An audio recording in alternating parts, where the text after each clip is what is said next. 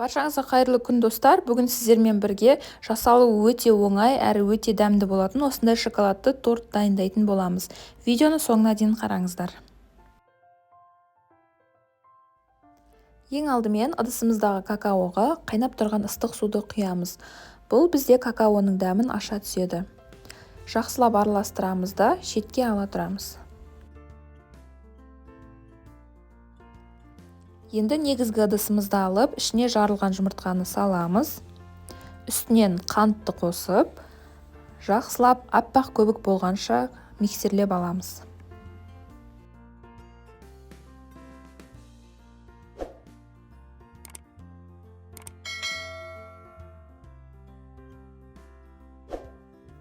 Осылай аппақ көбік болғанша миксерлейміз. Және де үстінен жаңағы какаомызды қосып, тағы да жақсылап араластырамыз.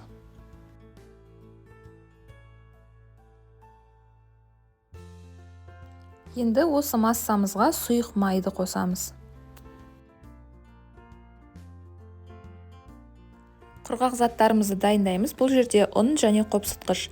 Екеуін жақсылап араластырып аламыз да електің көмегімен жұмыртқалы массамызға 3-4 бөлікке бөліп қосамыз. Және де тағы да миксермен араластырамыз.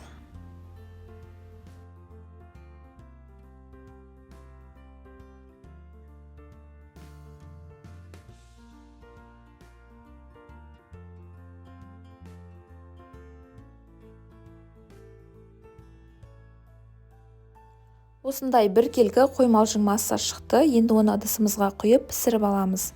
Менде осындай жылжымалы кольцо. Диаметрі 22 см. Осылай барлық массамызды құйып аламыз. Және де ішіндегі артық ауалары шығуы үшін үстелдің үстіне кішкене ұрғылап жібереміз. 180 градуста қызып тұрған пешке 55-60 минутқа жібереміз. Міне осылай бисквитіміз пісіп шықты. Мен 3 бөлікке бөліп қойдым. Қарасаңыздар, іші толықтай піскен, өте әдемі болып шықты. Бұл тортты кез келген креммен жасай беруге болады. Менде осындай кілегейлі крем. Сүзбелі ірімшікке қантты қосып, миксерлеп аламыз. Сол кезде бізде түйіршіктер болмайды. Қант пен сүзбелі ірімшік біркелкі болып араласқан кезде кілегейді қостым және де үстінен кішкене какао қосып жібердім. Сонда менде шоколадты крем шықты. Және де осы массаны жақсылап араластырып аламыз. Бізде қою әдемі крем шығады.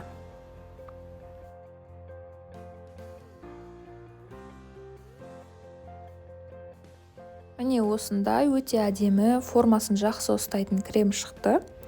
Енді тортты жинауға болады.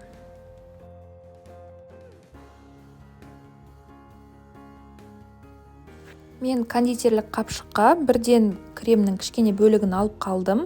Ол кремді мен торттың бетін әсемдеуге қолданамын.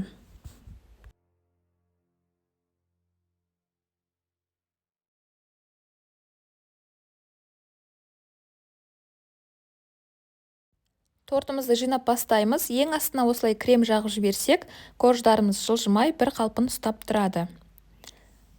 Кремімізден салып, барлық жеріне жақсылап жағып шығамыз.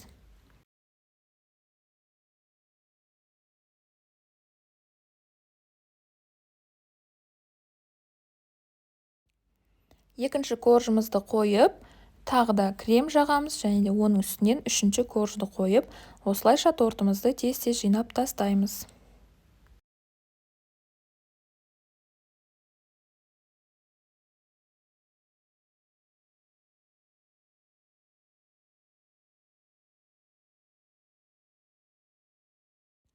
Кремді торттың барлық жағына біркелкі етіп жағып шығамыз.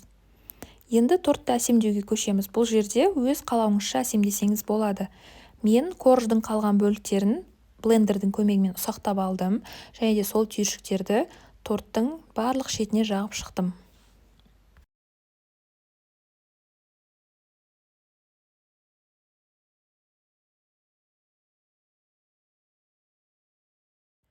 Міне осылай торттың бетінен басқа барлық жағына түйіршіктерді жағып шығамыз.